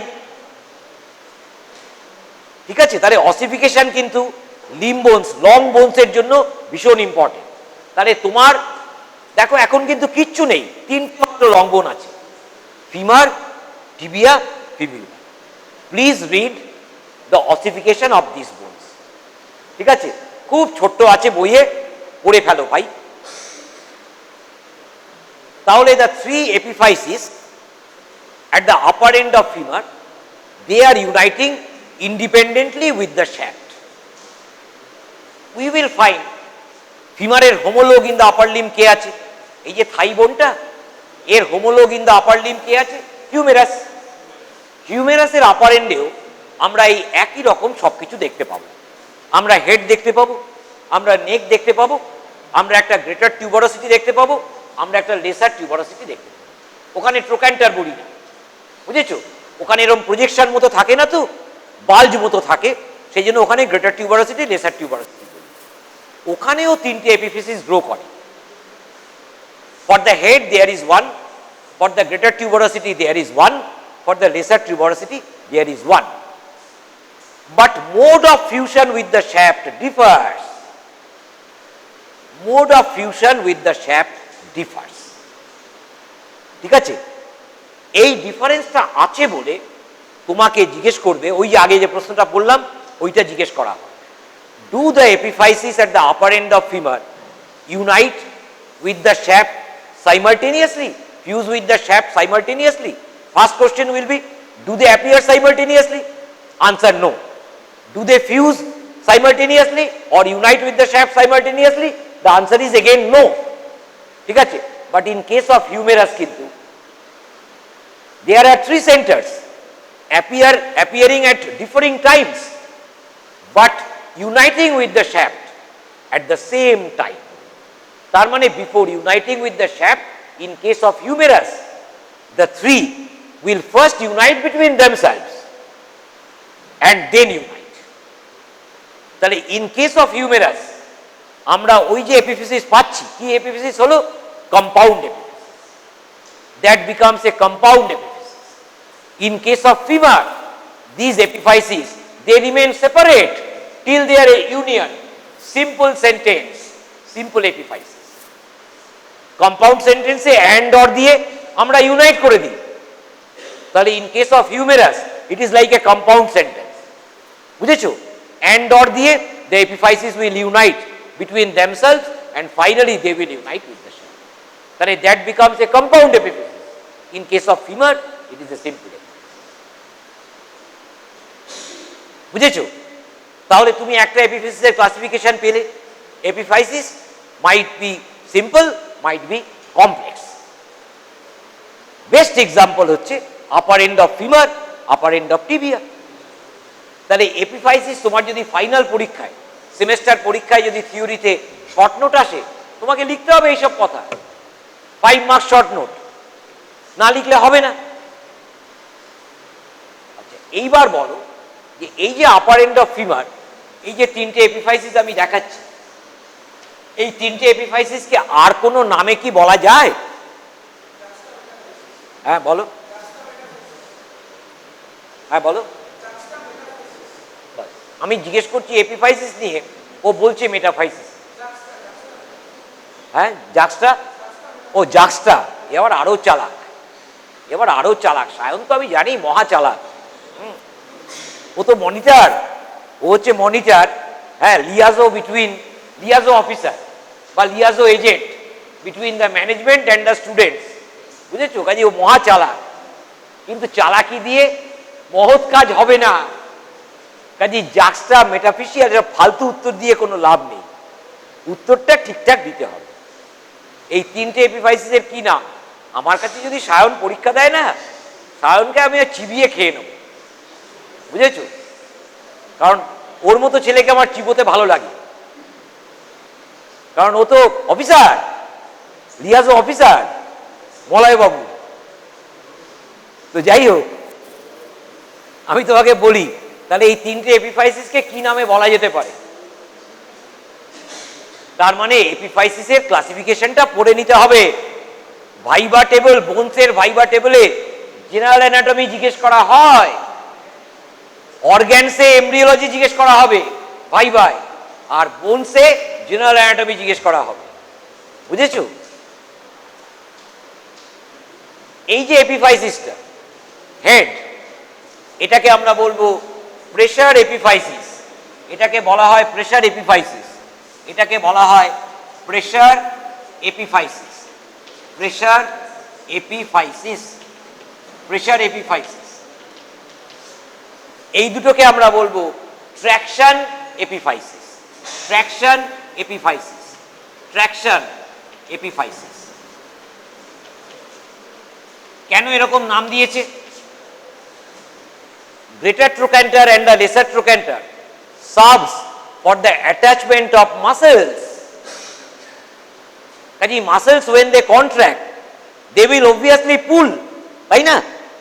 Therefore, these are being called as traction epiphysis. Head of the femur, it will form the hip joint, তাহলে it will always be subjected to pressure. That is why it is being called as the pressure epiphysis. As a rule, এটাও মনে রাখবে, as a rule, center for the pressure epiphysis appears earlier than the centers for the traction epiphysis. দেখো এই কথাটা যদি তুমি মনে রাখো তাহলে তুমি কিন্তু কখনো কনফিউজ করবে না। হেড অফ দ্য ফিমারের জন্য আগে, এবার সেখানে তোমার বছরটা গন্ডগোল হতে পারে, বুঝেছো? First year, second year, third year, fourth ইয়ারে তোমার গন্ডগোল হতে পারে, কিন্তু তুমি কিন্তু কখনোই বলবে না যে centre for the greater trochanter appears earliest, because centres for the traction epiphysis they will always appear after the centre for the pressure. The centers for the traction epiphysis, remember, they will always appear later than the center for the pressure epiphysis. কোথায় লেখা আছে? Again, laws of ossification. তাহলে general anatomy বই থেকে অসিফিকেশনটা পড়ে ফেলতে হবে, ঠিক আছে? আচ্ছা, নেক্সট হচ্ছে লং বোনস। যখন তোমাকে জিজ্ঞেস করবে লং বোনস, তাহলে আমরা কি বলছি? এই রকম এপিফিশিয়াল কার্টিলেজ আছে, তাই তো? এপিফিশিয়াল কার্টিলেজ আছে। এবার এই যে আমার খানিকক্ষণ আগে লিয়াজো এজেন্ট বলছিল, হ্যাঁ, লিয়াজো এজেন্ট খানিকক্ষণ আগে জাক্সটা মেটাফাইসিস বলেছে, বুঝেছো? জাক্সটা মেটাফাইসিস বলে আমারও একটা টার্ম তৈরি করবে। জাক্সটা মেটাফাইসিস বলে কোনো টার্ম নেই, বুঝেছো? জাক্সটা মেটাফাইসিস ওই যে টার্মটা বলেছে না, ওই বলে কোনো টার্ম নেই। তাহলে লং বোনসে বা যে কোনো বোনসে, লং বোনসে বিশেষ করে ডায়াফিসিস আছে, এপিফিসিস আছে। তাহলে মেটাফিসিস কোন জায়গাটাকে বলছে?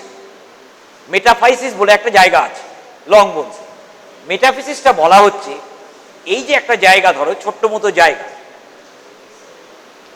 এইটা শ্যাফট, এটা শ্যাফট, এটা শ্যাফট, এটা এপিফিশিয়াল কার্টিলেজ, এটা এপিফিশিয়াল কার্টিলেজ, ঠিক আছে? এটা এপিফিশিয়াল কার্টিলেজ। আচ্ছা, তাহলে এইখানে মেটাফিসিস কোন জায়গাটা? মেটাফিসিস হচ্ছে এপিফিশিয়াল এন্ড অফ ডায়াফিসিস। এইটা হচ্ছে ডেফিনিশন, এপিফিশিয়াল এন্ড অফ ডায়াফিসিস। তাহলে মেটাফিসিস দেখাবো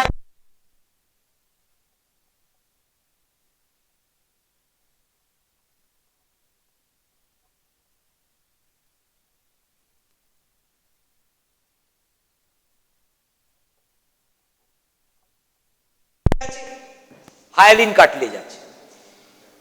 বোনটা টু বিগিন উইথ, অসিফিকেশন যখন হয়নি, এই যে বোনটা, এই গোটা বোনটা কি ছিল? কি দিয়ে তৈরি ছিল?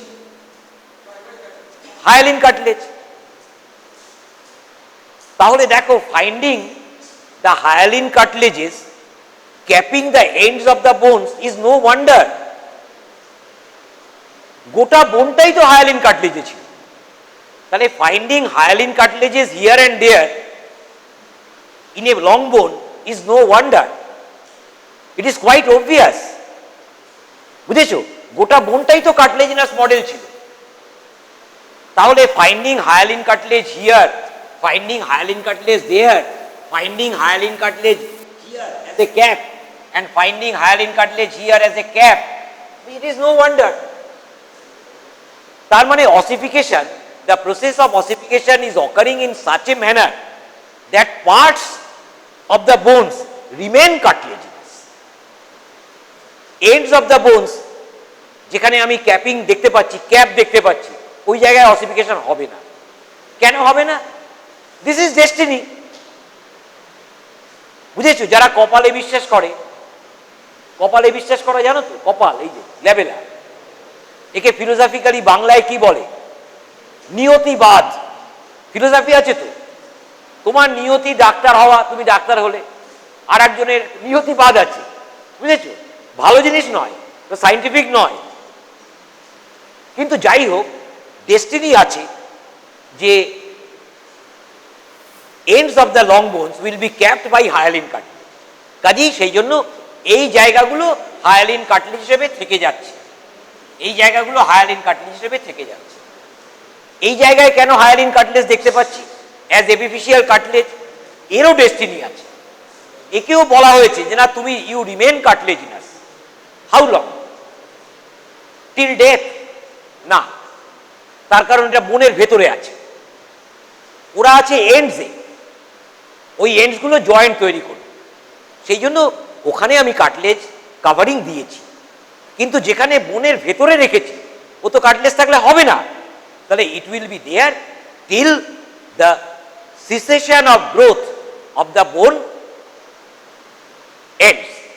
ঠিক আছে? Till the bone ends its growth, ততদিন পর্যন্ত আমরা দেখতে পাবো এপিফিশিয়াল কার্টিলেজটা। তাহলে so long the bone is growing, লম্বায় বাড়বে তো, লম্বায় বাড়বে, গাড়তে বাড়বে, so long the long bone is growing, this epiphyseal cartilages will be there. তাহলে what is metaphysis? Metaphysis is epiphyseal end of diaphysis. তার মানে দেখো, আমি তোমাকে দেখিয়ে দিচ্ছি এই মডেলটায়, এই মডেলটায় এপিফিসিস হচ্ছে এইরকম একটা ছোট্ট জায়গা, এইরকম একটা ছোট্ট জায়গা হচ্ছে মেটাফাইসিস। মেটাফাইসিস, বুঝেছো? এইরকম একটা ছোট্ট জায়গা। তাহলে ডেফিনেশন কি? ওর পাশেই কে আছে? Epiphyseal cartilage. তারপরেই কি আছে? এপিফাইসিস। তাহলে epiphyseal end of diaphysis is metaphysis. Clinical importance আছে বলে এটাকে আমরা বলছি, নইলে এর আর কোনো ইম্পর্টেন্স নেই। ক্লিনিক্যাল ইম্পর্টেন্স আছে। কি ক্লিনিক্যাল ইম্পর্টেন্স? এই যে জাক্সটা মেটাফিসিস, এই যে জাক্সটা মেটাফাইসিস, ক্লিনিক্যাল ইম্পর্টেন্স কি? হ্যাঁ, ফ্র্যাকচার হয়? মোটেই হয় না। মেটাফিজিক্সের ইম্পর্টেন্সও গন্ডগোল হয়ে গেল, লিয়াজো এজেন্ট। হ্যাঁ, মেটাফাইসিসের ইম্পর্টেন্স কি? এই যে একটা জায়গা আমরা ডিফাইন করলাম, অ্যানাটমিস্টরা বললো, তারপরে ক্লিনিশিয়ানসরা সেটাকে ইউজ করবে। হ্যাঁ বলো। হ্যাঁ হ্যাঁ, আমি বুঝতে পারছি তুমি যেটা বলতে পারছো, কিন্তু পুরোপুরি আমার লেজিবল হচ্ছে না। আমি হয়তো কানে একটু কম শুনছি, সেটা হতে পারে, শ্রবণ যন্ত্র বসাতে হবে। যেটা বলতে পেরেছি আমি বুঝতে পেরেছি। ওইখানে ও যেটা বলছে খারাপ বলছে না, ওখানে হেয়ার পিন লুপ থাকে, বুঝেছো? যে আর্টারি আছে না, নিউট্রিয়েন্ট আর্টারি, ব্রাঞ্চিং হয়, তাদের আমরা হেয়ার পিন লুপ দেখতে পাই, বুঝেছো? হেয়ার পিন লুপস থাকে। তার মানে কিরকম থাকে? ওই জায়গায় আর্টারিগুলো এরকম লুপিং হয়, এইরকম আর্টারির এরকম লুপিং দেখতে পাই, এইরকম লুপ দেখতে পাই। এই আর্টারি আছে, এরকম লুপ। তাহলে এই লুপের জায়গায় flow of blood is sluggish. Flow of blood, যেহেতু লুপ আছে, flow of blood is sluggish. সেই জন্য অস্টিওমায়ালাইটিস ইউজুয়ালি এফেক্টস। অস্টিওমায়ালাইটিস ইউজুয়ালি কখন হয়? আমার হবে না, তোমার হবে না। Osteomyelitis prone, the persons prone to, or the humans prone to osteomyelitis are which group of people? The adolescents, বুঝেছো? growing children, বুঝেছো? till 18th to 28th year of life, যে বয়সটায় আমরা গ্রো করি, সেই বয়সটায় osteomyelitis is fairly common, and usually osteomyelitis affects the metaphysis। মানে ওইখানে bacteria settle করে যায়, বুঝেছো?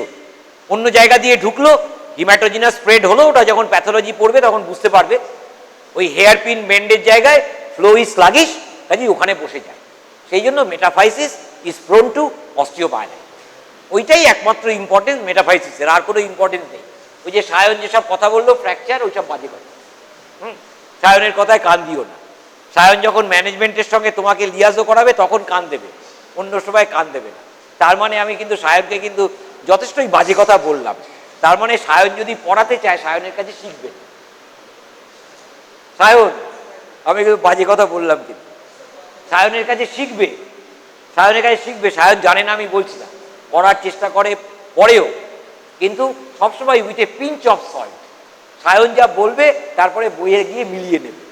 যদি সায়ন ঠিক বলে, সায়নকে কিছু লজেন্স বা বিস্কুট খাইয়ে দিলে, আর যদি ঠিক না বলে তাহলে সেরকম তুমি ট্রিটমেন্ট দেবে সায়নকে, সেটা আমি বললাম। ঠিক আছে? তাহলে সায়ন, সামনে দিন কিন্তু ভালো আসছে না। তাহলে তোমার ভাইবা টেবিলের জন্য অনেক কিছুই তোমাকে পড়তে হবে। কাজে এরকম ইন্টারঅ্যাক্টিভ অনেক কিছু তোমাকে বলা যায়। তাহলে এগুলো কয়েকটা বেসিক জিনিস আমি তোমাকে বললাম। এবার ধরো তোমাকে ফিমারটা ধরিয়ে দিল, যে পরীক্ষা নিচ্ছে, বোন টেবিলে যিনি থাকবেন তিনি তোমাকে ফিমার বা টিবিয়া বা হিপ বোন ধরিয়ে দিলেন। এবার ধরিয়ে দিয়ে তোমাকে যদি জিজ্ঞেস করেন যে ইন লাইফ এই যে ডাক্তারবাবুরা তোমাদের এখানে এলেন, সার্জেন্স, অর্থোপেডিশিয়ানস, ওনারা যে বোনটা দেখতে পান, বা তুমি ডিসেকশন করাকালীন এই যে ডাইসেকশনে ক্যাডেভারে যে বোন দেখেছো, what is the fundamental difference between the bone in a cadaver and the bone that you are handling in your hostel room or in the demo room? যে বোনগুলো হ্যান্ডেল করছো, ফান্ডামেন্টাল ডিফারেন্স কি বল? হ্যাঁ, হলো না উত্তর? আমি শুনতে পেয়েছি, কানে কম শুনলেও তুমি যা বলেছো আমি শুনতে পেয়েছি, কিন্তু উত্তরটা পুরোপুরি হয়নি। উত্তরটা কি? ফান্ডামেন্টাল ডিফারেন্স একটা ক্যাডেভারের বোন বা একজন লিভিং এর বোন আর যে বোনটা তুমি হ্যান্ডেল করছো, ফান্ডামেন্টাল ডিফারেন্স কি? হ্যাঁ বলো। আমি কিছুই বুঝতে পারছি না ভাই, যে কোনো একজন বলো। হ্যাঁ, ও একটা বলেছে কভার, আমি কথাটা শুনতে পেয়েছি। হ্যাঁ, তো ওই রকম বললে তো হবে না। তুমি এই সামান্য নামটা যদি মনে না রাখতে পারো তাহলে তোমার অ্যানাটমি ভাই কি করে হবে? এটা অতি সামান্য নাম। হ্যাঁ হ্যাঁ, এটা সামান্য নাম, পেরিঅস্টিয়াম, এই কথাটা বলতে পারছে না। পেরিঅস্টিয়াম, বুঝেছো? পেরি মানে অ্যারাউন্ড, পেরিফেরি কথা আছে না, অ্যারাউন্ড। তাহলে একটা বোনকে কাভার করে যে কানেকটিভ টিস্যু শীতটা আছে, দ্যাট ইজ পেরিঅস্টিয়াম, বুঝেছো? তাহলে পেরিঅস্টিয়ামটা একটা ক্যাডেভারের বোনে কিন্তু পেরিঅস্টিয়াম থাকবে, কিন্তু যে বোনটা তুমি হ্যান্ডেল করছো ওটা তো ট্রিটেড বোন। ওই বোনটা তোমাকে যে বিক্রি করেছে সে তো ট্রিট করে বিক্রি করেছে, কাজে সমস্ত সফট টিস্যু চলে গেছে। which parts of a bone, cadaver হোক বা লিভিং এ হোক, which parts of a bone don't possess any periosteal covering? Answer is very simple. বোনের সারফেস সব জায়গায় আমরা পেরিঅস্টিয়াল কাভারিং দেখব, intimately applied to the bone, fix to the bone থাকে। কিন্তু যখন আমরা ট্রিটমেন্ট করি সোডা ওয়াটারে বয়েল করে পেরিঅস্টিয়ামটা চলে যায়। ঠিক আছে? তাহলে বলো বোনের কোন জায়গায় পেরিঅস্টিয়াল কাভারিং থাকবে না? যেখানে হায়ালিন কার্টিলেজ কাভারিং। তার মানে আর্টিকুলার সারফেস, আর্টিকুলার সারফেসেস যেখানে আছে, ছোট্টই হোক আর বড়ই হোক, ছোট বোনে ছোট ফ্যাসেট থাকবে, বড় বোনে বড় থাকবে, হেড অফ ফিমারে। তাহলে articular surfaces are devoid of any periosteal covering. তার কারণ তার তো কাভারিং আছেই অলরেডি, আর্টিকুলার হায়ালিন কার্টিলেজ আছে, কাজেই no need of any periosteal covering, joints এর মধ্যে থাকে। বুঝেছো? Rest of the bone is covered by periosteum. তাহলে তুমি যে বোনগুলো হ্যান্ডেল করো devoid of any periosteal covering, এই বোনগুলোকে কি বোন বলা হয়? এদেরকে বলা হয়, বলো, হ্যাঁ, ম্যাসেরেটেড বোন। ম্যাসেরেটেড বোন, এদেরকে বলা হয় MACRAT, ম্যাসেরেটেড বোন। বোনস যেগুলো তুমি পড়াশুনো করছো হোস্টেলের রুমে বা আমরা তোমাদের যে বোনসগুলো দেখাই, these are macerated bones devoid of any periosteal cover. বুঝেছো? আচ্ছা, periosteum, the most important function of periosteum,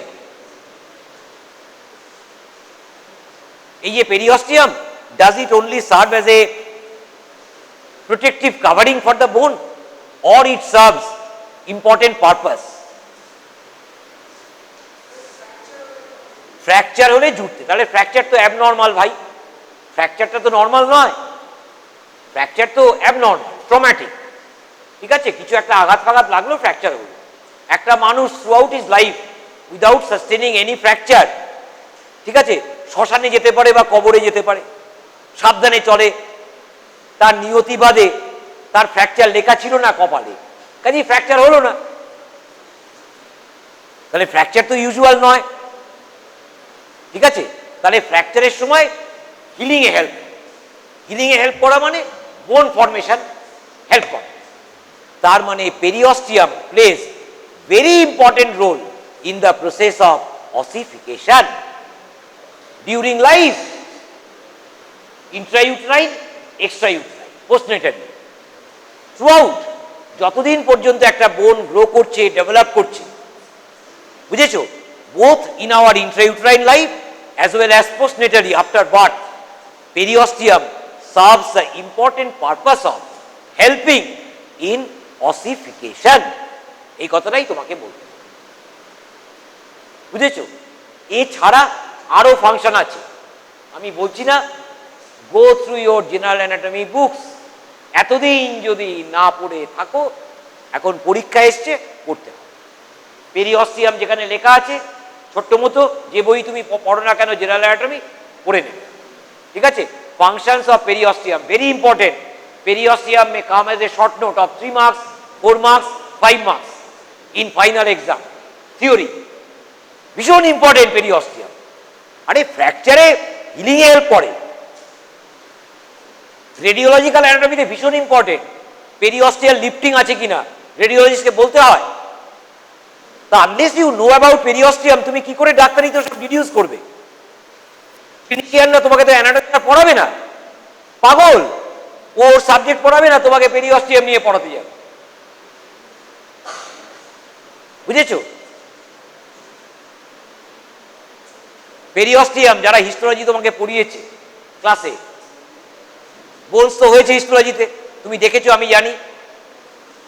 পেরিঅস্টিয়ামের দুটো লেয়ার আছে, নাম বলো। দুটো লেয়ার আছে, নাম বলো। সব আজকে গিয়ে জেনারেল অ্যানাটমি পড়বে, সব লেখা আছে, ছোট্ট ইনফরমেশন আছে কিন্তু সব লেখা আছে। Outer fibrous layer, inner cellular layer, outer fibrous, inner cellular. ওই যে inner cellular layer, inner cellular layer, that will help in the growth and development of a bone. Inner cellular layer, বুঝেছো? ওর কন্ড্রোজেনিক transformation হবে, প্রথমে chondroblast হবে, তারপরে osteoblast transformation হবে, হয়ে বোন তৈরিতে হেল্প করবে। তাহলে outer fibrous layer, inner cellular layer, বুঝেছো?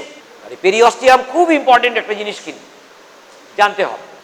এছাড়া বোনসে তো বোন স্টেবলে আর কি জিজ্ঞেস করবে? আচ্ছা, এখানে আমি যেহেতু এপিফাইসিস ইত্যাদি নিয়ে বলছিলাম, একটা কথা ইম্পর্টেন্ট বলে দিই, বলে দিয়ে তারপরে আমি দেখছি আর কি বলা যায়, তারপর ছেড়ে দেবো। আমার বেশিক্ষণ বলতে ভালো লাগে না, সেই জন্য অ্যাকচুয়ালি ব্যাপারটা কি, I need help from my teachers, মানে who can supplement, not everything can be said by a single teacher.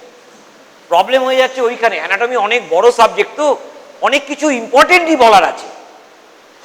তা এবার সেইগুলো টিচাররা স্ট্রেস দিয়ে বা এমফ্যাটিক্যালি তোমাকে বলতে পারছে না, আমার যেটা মনে হচ্ছে। আর তোমরা তো ফাঁকিবাজি মারার জন্য রেডি হয়ে আছো। তোমরা যে টিচারকে পোক করবে যে ম্যাডাম বা স্যার, স্যার এই জায়গাটা আমি বুঝতে পারছি না, স্যার বলুন, সেসব তো তোমরা করছোই না। তুমি নিজেকে তো পড়তে হয়, ক্লাসের সঙ্গে সঙ্গে নিজেকে পড়তে হয়, তাহলে তো তুমি বলতে পারবে। আচ্ছা, অ্যাক্সিয়াল স্কেলেটন আছে, ভার্টিব্রা পড়েছো, thoracic vertebra, lumbar vertebra, sacrum, coccyx, essential parts of a vertebra, টিচারও বলেছে, আমিও তোমাকে অনেকবার বলেছি, essential parts of a vertebra বলতে গেলে তোমাকে দুটো এলিমেন্টের কথা বলতে হয়, ঠিক আছে? একটা হচ্ছে বডি আর একটা হচ্ছে আর্চ।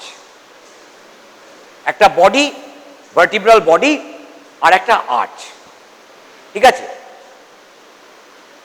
যে কোনো রিজিয়নের ভার্টিব্রা হোক, সার্ভাইকাল হোক, থোরাসিক হোক, লাম্বার হোক, সেক্রাম কক্সিক্স হোক, body arch, and the third element is there is a foramen between the body and arch. Body lies ventrally, anteriorly, arch lies behind.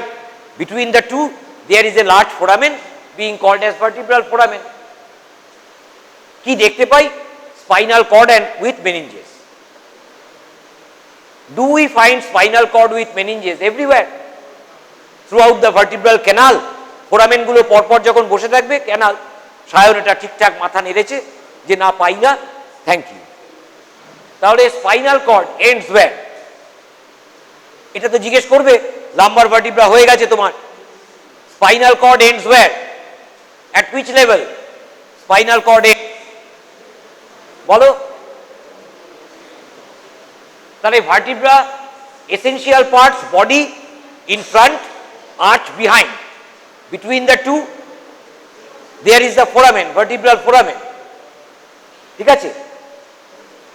In the column the vertebral foramina, one after the other, creates the canal being called as the vertebral canal or the spinal canal. Why spinal canal? Because it lodges the spinal cord with the meninges. Do the spinal cord or does the spinal cord runs throughout the length of the canal? The answer is no. তাহলে where does it terminate? Where does it begin আমি জিজ্ঞেস করব না, কারণ cervical vertebra হয়নি, but where does it terminate? L1 বললে হবে না, L1 বললে হবে না, কি বলতে হবে? কি বলো? এইটা এ বড্ড না, সায়নের হচ্ছে এইটা হচ্ছে ভীষণ দোষ, ও বড্ড কনফিউজ করে, বড্ড কনফিউজ করে।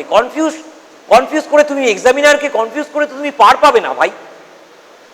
তুমি তোমার বন্ধুকে কনফিউজ করতে পারো, আমাকে তো কনফিউজ করতে পারবে না। যেটা উত্তর সেটাই বলতে হবে।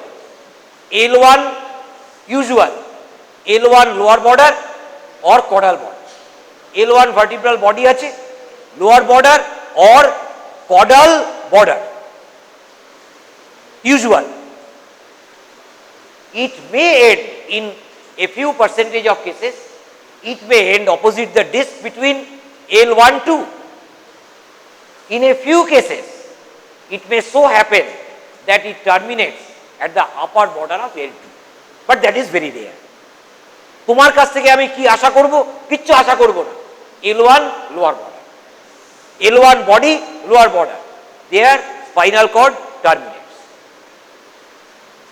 What covers the spinal cord? Three meninges one after the other from outside inwards, dura, arachnoid, paya. তিনটে লেয়ার আছে। dura arachnoid,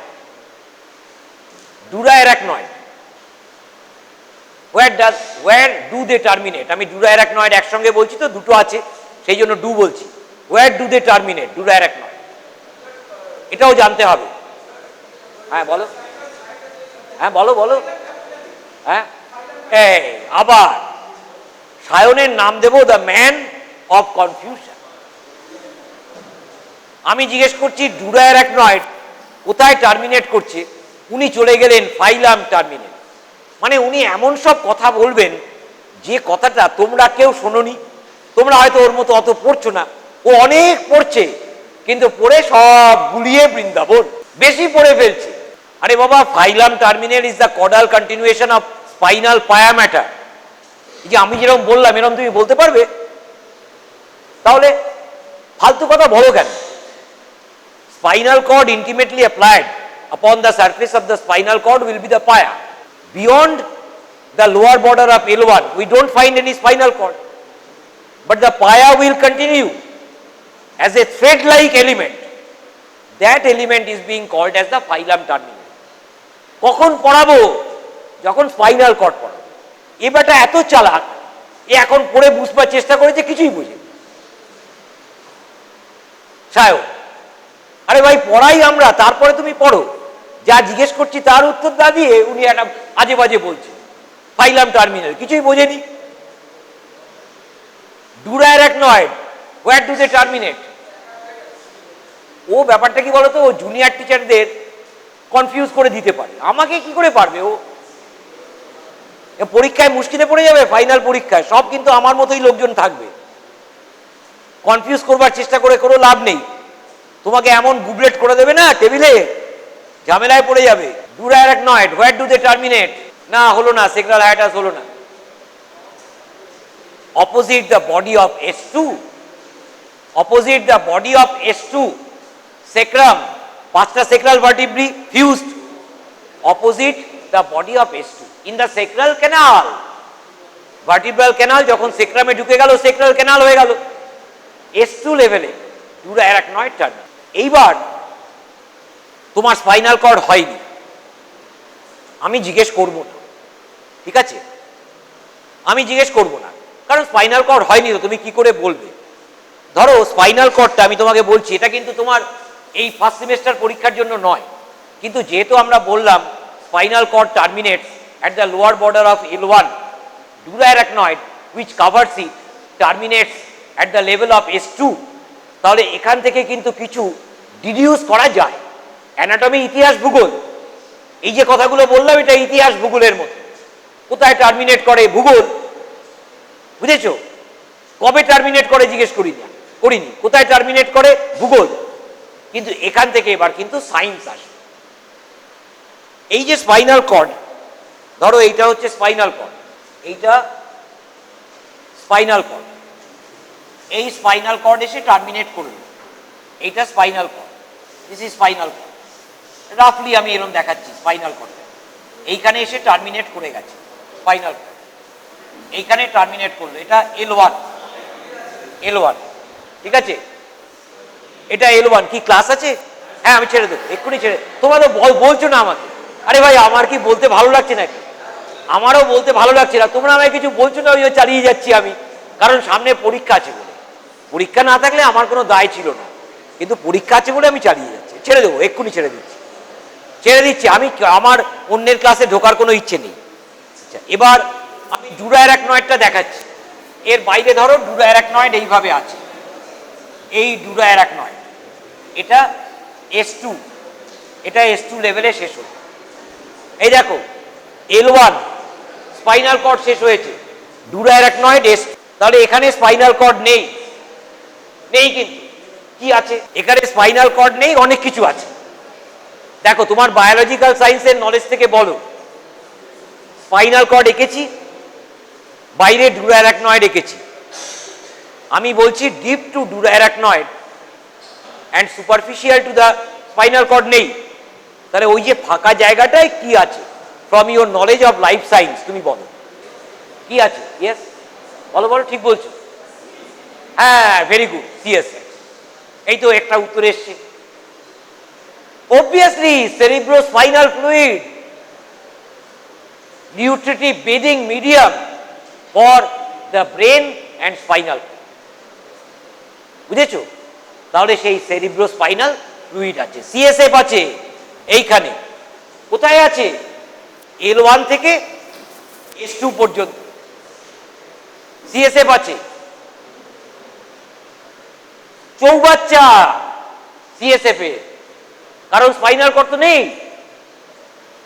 এই চৌবাচ্চাটার নাম হচ্ছে lumber cistern, lumber cistern, CISTERN, lumber vertebra রিলেশনে আমি পরীক্ষা নিলে জিজ্ঞেস করব লাম্বার সিস্টার্ন, কারণ লাম্বার সিস্টার্ন থেকেই আমরা সিএসএফ ট্যাপ করি মেনিনজাইটিস কেসে।